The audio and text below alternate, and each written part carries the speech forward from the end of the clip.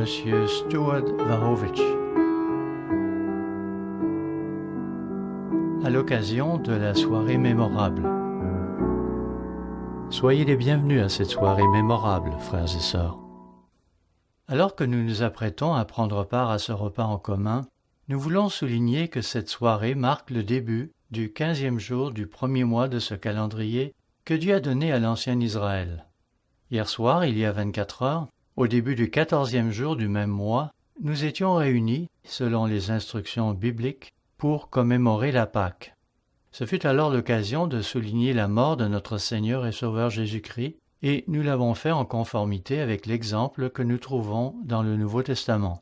L'événement que nous avons célébré hier soir avait eu lieu au moment même où Jésus le célébrait avec ses disciples, au moment où l'ancien Israël devait jadis célébrer la Pâque. Chacun d'entre nous a alors pris un petit morceau de pain sans levain et un peu de vin, des symboles du sang et du corps de Jésus-Christ, le véritable agneau de Dieu. Tandis que nous nous souvenons de ce sacrifice qui représente le prix de notre pardon et de notre exonération du châtiment de la mort éternelle, la question qui doit nous venir à l'esprit maintenant est: quelle est la raison de notre assemblée d'aujourd'hui? Quel est le sens qu'on doit attribuer à cette soirée? Pourquoi l'observons-nous de cette façon? De fait, il y en a qui enseignent que c'est aujourd'hui qu'on devrait célébrer la Pâque, et non hier soir, comme nous l'avons fait. Mais pareille pratique serait une erreur, et bibliquement injustifiable. En agissant ainsi, ils perdent de vue la différence entre les deux événements, et, ce faisant, ils vont finir par perdre la compréhension de ce que chacun d'eux signifie.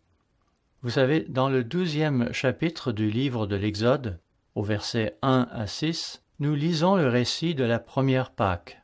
Au tout début, nous y voyons Dieu qui donne des instructions à Moïse et à Aaron sur ce qu'ils devaient enseigner au peuple à propos de la Pâque et de la façon de l'observer. Entre autres choses, le peuple devait sélectionner un agneau ou un chevreau le 10e jour de ce mois. On devait alors le garder jusqu'au 14e jour et le tuer au crépuscule. Et les Écritures nous montrent que c'est après le coucher du soleil, après que le 13e jour aura cédé la place au 14e jour du mois. À cette époque-là, en Égypte, ce devait être après 6h30 du soir. Après que Dieu eut instruit Moïse sur la Pâque et les jours des pains sans levain qui la suivaient, Moïse convoqua à son tour tous les anciens d'Israël, leur disant, Exode 12, verset 21, « Allez prendre du bétail pour vos familles et immoler la Pâque. Vous prendrez ensuite un bouquet d'hysope, vous le tremperez dans le sang qui sera dans le bassin, et vous toucherez le linteau et les 2 poteaux de la porte avec le sang qui sera dans le bassin. Nul de vous ne sortira de sa maison jusqu'au matin. » Ici, le mot hébreu pour matin est boker, ce qui signifie aurore ou première lueur du jour.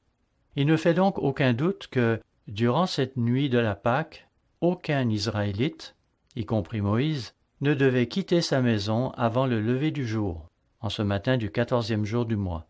Comme nous le verrons au verset 30, il est fort probable que, de l'intérieur de leur maison, les Israélites entendaient les cris des Égyptiens, et cela devait donc les dissuader d'aller à l'encontre des directives qu'ils avaient reçues. Pendant que les Israélites étaient assis à l'intérieur de leur maison et occupés à manger leur agneau, leur obéissance, de même que le sang qui couvrait le linteau et les 2 poteaux de leur porte, les protégeait de la mort, eux et leurs premiers-nés. Notez Exode chapitre 12, verset 29. Exode 12, verset 29. Au milieu de la nuit, l'Éternel frappa tous les premiers-nés dans le pays d'Égypte, depuis le premier-né de Pharaon assis sur son trône, jusqu'au premier-né du captif dans sa prison, et jusqu'à tous les premiers-nés des animaux. Pharaon se leva de nuit, lui et tous ses serviteurs, et tous les Égyptiens. Et il y eut de grands cris en Égypte, car il n'y avait point de maison où il n'y ait un mort. Verset 31. Dans la nuit même, Pharaon appela Moïse et Aaron et leur dit, « Levez-vous, sortez du milieu de mon peuple, vous et les enfants d'Israël. Allez, servez l'Éternel comme vous l'avez dit. Prenez vos brebis et vos bœufs comme vous l'avez dit. Allez, et bénissez-moi. » Les Égyptiens pressaient le peuple et avaient hâte de le renvoyer du pays, car ils disaient « Nous périrons tous. » Oui, ils périraient tous si les Israélites ne quittaient pas le pays. Notez que lorsque nous lisons au verset 31 que Pharaon appela Moïse, le terme hébreu pour « appela » est « koura », et ce terme implique que Pharaon fit porter un message à Moïse. En effet, on se souviendra que les Israélites devaient tous rester dans leur maison cette nuit-là. De toute façon, acheminer un tel message à Moïse aurait sûrement pris des heures après minuit, lorsque la mort des premiers-nés se produisit. En plus, souvenez-vous que Moïse avait déclaré à Pharaon qu'il ne le reverrait plus.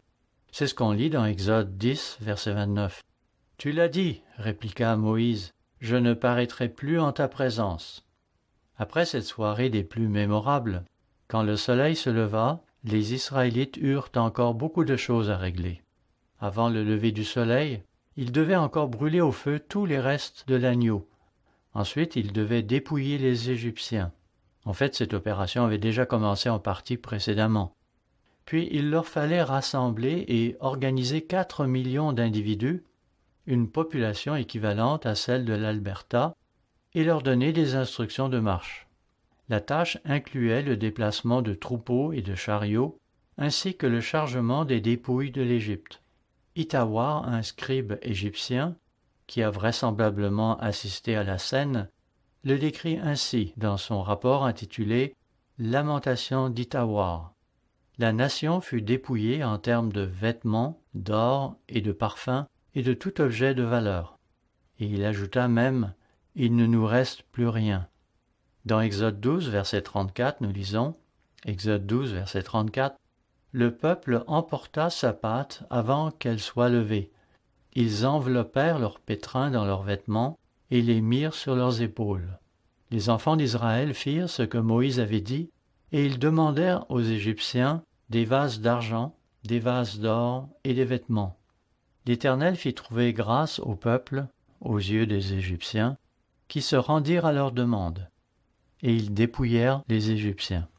Les enfants d'Israël partirent de Ramsès pour Sukkot, au nombre d'environ 600 000 hommes de pied, sans les enfants. Verset 38. Une multitude de gens de toute espèce montèrent avec eux, en plus des 600 000 déjà mentionnés. Ils avaient aussi des troupeaux considérables, de brebis et de bœufs. Ils firent des gâteaux cuits sans levain, avec la pâte qu'ils avaient emportée d'Égypte et qui n'était pas levée, car ils avaient été chassés d'Égypte sans pouvoir tarder, sans pouvoir attendre que la pâte soit levée, et sans prendre des provisions avec eux. Vous savez, assembler tant de personnes a dû être une tâche colossale. Cela a dû prendre toute une journée, et les tribus d'Israël, une fois en ordre de marche, ont dû former une colonne étalée sur plusieurs kilomètres. Au verset 18 du chapitre 13, nous lisons Exode 13, verset 18, « Mais Dieu fit faire au peuple un détour par le chemin du désert, vers la mer Rouge. Les enfants d'Israël montèrent en armes hors du pays d'Égypte. » Si vous y pensez bien, c'était là une prouesse extraordinaire. Le fait que tant de personnes aient pu en arriver à se mettre en marche de façon ordonnée en moins de 12 heures. En effet, il est dit qu'au moment où le soleil se couchait, à la fin du 14e jour, alors que le 15e commençait, ils commencèrent à sortir d'Égypte pendant la nuit. Cette sortie du pays d'Égypte coïncidait avec leur délivrance de l'esclavage qu'ils y avaient subi. Dieu avait ordonné à Israël de se souvenir de cette nuit à toujours. Revenons à présent au chapitre 12 du livre de l'Exode. Là, au verset 40, nous lisons, Exode 12, verset 40, « Le séjour des enfants d'Israël en Égypte fut de 430 ans, et au bout de 430 ans, le jour même, toutes les armées de l'Éternel sortirent du pays d'Égypte. Cette nuit sera célébrée en l'honneur de l'Éternel parce qu'il les fit sortir du pays d'Égypte. Cette nuit sera célébrée en l'honneur de l'Éternel par tous les enfants d'Israël et par leurs descendants. Cette nuit doit donc aussi revêtir beaucoup d'importance à nos yeux, et, pour nous aussi, elle doit être une occasion de réjouissance. Et c'est pour ça que nous sommes réunis ici aujourd'hui. Quant aux Israélites d'antan, ils avaient toutes les raisons du monde de se réjouir. Ils avaient été libérés d'un esclavage cruel qui se serait terminé par l'extinction de la nation.